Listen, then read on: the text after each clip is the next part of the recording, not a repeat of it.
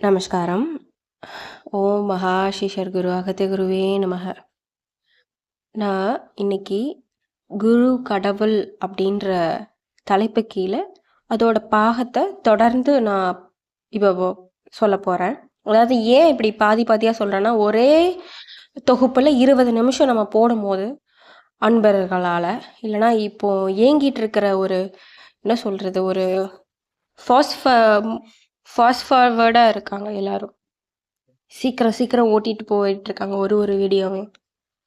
ஏன்னா ஒரு வீடியோ ஷார்ட்ஸாக இருக்கட்டும், ஒரு இன்ஸ்டாகிராமில் ஒரு பதிவாக இருக்கட்டும், எல்லாமே ஒரு 30 செகண்ட் ஒரு நிமிடத்தில் பார்த்து உங்களோட பிரெயின் வந்து டியூன் ஆகிடுச்சு. பொறுமையாக பார்க்குறதுக்கு யாருக்கும் பொறுமை இல்லை. ஆனால் இது போய் யாருக்கெல்லாம் சேரணுமோ கண்டிப்பாக அவங்களுக்கெல்லாம் சேர்ந்துடும். நான் எதுக்கு இப்படி சொல்கிறேன்னா, ஏதோ ஒரு விஷயம் பண்ணாலும் உருப்படியாக பண்ணணும், கொஞ்சம் போட்டாலும் தெளிவாக சொல்லிடணும். அதுதான் என்னோட ஒரு குறிக்கோள். இப்போ நான் குரு கடவுள் அதே தொடர்ச்சியில் தான் நான் வாசிக்க போகிறேன். இது வரைக்கும் குருவை பற்றி, குரு எப்படி மேன்மையானவர் அப்படின்ற தொகுப்பு ஐயன் பெருமான் கிட்ட இருந்து நம்ம கேட்டு தெரிஞ்சுக்கிட்டோம். இப்போ அதோட தொடர்ச்சியை பார்க்கலாம். காட்டில் போகும்போது காலில் கல், முட்கள், கருப்பு சிலந்தி, கரப்பான் போன்ற சிறு சிறு ஜந்துக்களும், படமெடுக்கும் பாம்பு, சீரிப்பாயும் சிறுத்தையும், பிளறி கூவும் யானையும் மனிதனை தாக்க வரலாம்.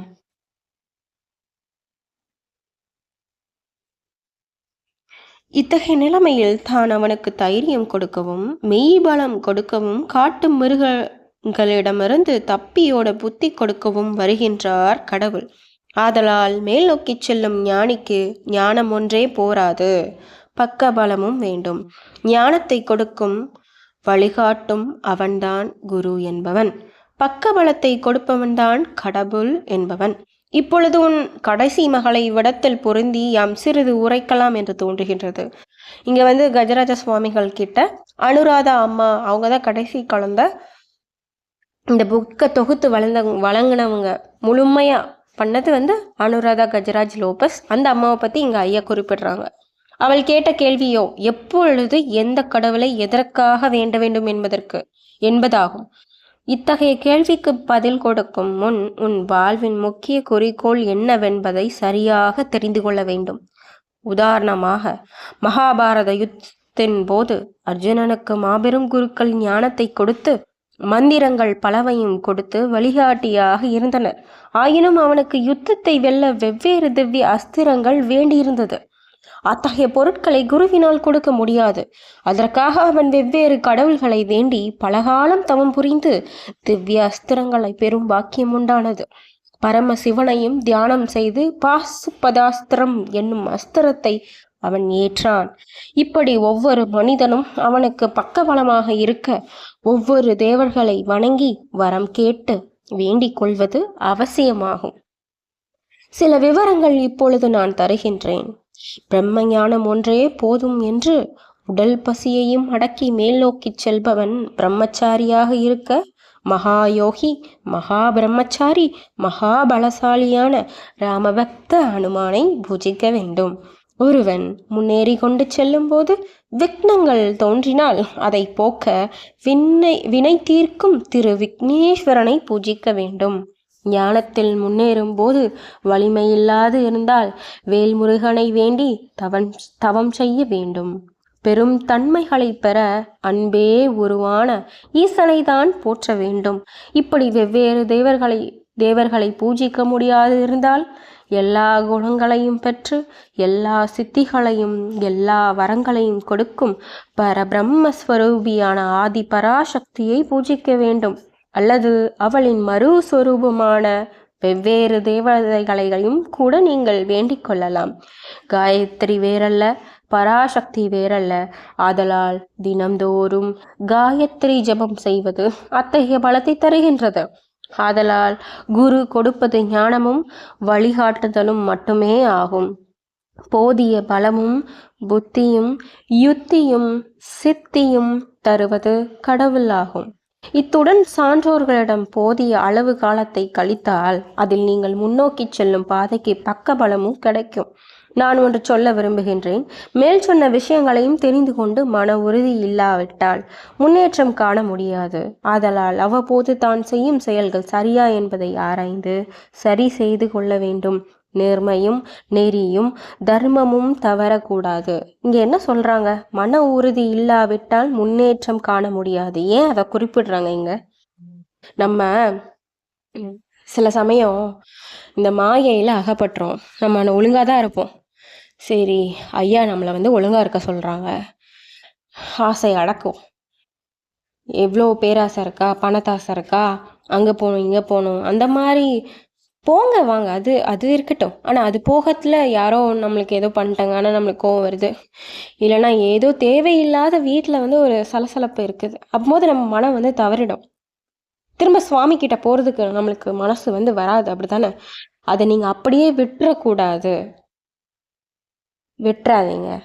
அதுதான் இங்கே சொல்கிறாங்க. மன உறுதி இல்லாவிட்டால் எவ்வளோ, அதுவும் இல்லாமல் முதல்ல நீங்கள் ஒரு தெய்வத்தை பிடிக்கிறீங்க, கட்டியமாக பிடிக்க போகிறீங்க. சரி, என்ன ஆனாலும் கடவுள் தான் அப்படின்னு நீங்கள் ஒரு ஸ்டேஜுக்கு மனம் தெளிறீங்கல்ல, தெளியும் போது பல இன்னல்கள் வரலாம், பல சோதனைகள் வரும். ஏன்னா உங்களை டெஸ்ட் பண்ணுற அந்த என்ன சொல்கிறது, உறுதியோடு இருக்கீங்களான்ற விஷயங்களை ஆராய்ஞ்சி பார்க்குறதுக்கு பல இன்னல்கள் வரலாம். நிறைய பேர் உங்களை என்ன பண்ணிகிட்ருக்க, ஏன் இன்னும் முன்னேறலை, அப்படி இப்படின்னு கேட்கலாம். அது உங்களுக்கு மன வருத்தத்தை தரலாம். மன வருத்தம் தரும் போது கரெக்டாக அதை விட்டுருவீங்க, அந்த பாதையில் போகிறத. அதுதான் சொல்கிறாங்க, மன உறுதி இல்லாவிட்டால் முன்னேற்றம் காண முடியாது. என்ன முன்னேற்றம் காண முடியாதுன்றாங்க? அதாவது நம்மளோட இது முன்னமே சொல்லியிருக்காங்க, நம்மளோட ஆத்மாவோட இச்சை பரமாத்மா கிட்ட போகிறது மட்டும்தான். ஆனால் நம்மளோட மனம் இருக்குல்ல, அது ஒரு குரங்கு மாதிரி. அதனால தான் நம்மளால் மேல் நோக்கி செல்ல முடியல. மாயையில் அகப்பட்டு கர்மங்களை சேர்த்து கொண்டு எலி வலையில் மாட்டிக்கொண்டு இருக்கிற மாதிரி ஒவ்வொரு கர்மங்களாக சேர்த்து அடுத்த பிறவிக்கான ஒரு வழிகளாக வகுத்து கொண்டு இருக்கிறோம். இதுதான் ஒரு முற்றுப்புள்ளி வைங்க, போதும். என்ன பண்ணிட்டு இருக்கீங்கன்னு ஆராயுங்க, உங்க உள்ளுக்குள்ள நீங்க சுத்திகரிங்க முதல்ல அப்படின்னு சொல்றாங்க. அடுத்து, இப்போது எல்லாம் சிலர் ஒரு குருவிடம் சில காலம் பேசி அழித்து தீச்சை என்னும் மேலாடையை போட்டுக்கொண்டு ஏதோ ஒரு பெரிய காரியம் செய்துவிட்டேன் என்று பல 18 படிகள் ஏறி கோவிலுக்கு போய் கரணம் போட்டு தன் பையில் இருக்கும் பணத்தை தாராளமாக தேடி எடுத்து உண்டியலில் போட்டு கன்னத்தில் கைபட அடித்து எடுத்து தான் புண்ணியம் பெற்றேன் என்று வீடு திரும்பி வருவதற்கு முன்னரே தன் விரதத்தை எல்லாம் வழியில் கிடைக்கும் நதியில் கழுவிவிட்டு பாவத்தை சுமந்து வெறும் கையோடு வீடு திரும்புகின்றனர். கழுதையை பன்னீரால் குளிப்பாட்டி வெண்பட்டால் அதன் உடமை போர்த்தி ஒரு நிமிடம் வெளியே விட்டால் அது தூசி படிந்த நிலத்தில் பார்த்து அதில் உருண்டு புரண்டு தான் வந்த வழி அதனை மறுபடியும் பின்பற்றும். இப்படி நிகழ்ச்சிகள் மேல் நோக்கி செல்பவனுக்கு வரக்கூடாது. இவங்க கொடுக்குற உதாரணம் ரொம்ப அற்புதமாக இருக்குது. நம்ம யோசிச்சு பார்க்கலாம்ல, அப்படிதான் இருக்கும். ஆமாம், நம்ம செய்கிறது தப்பு அப்படின்னு. இந்த மொழிகள் எல்லாம் ஐயன்கிட்டருந்து வந்ததுக்கு இதுவே சாட்சி. இது மாதிரி ஆயிரக்கணக்கில் நான் சொல்லுவேன்.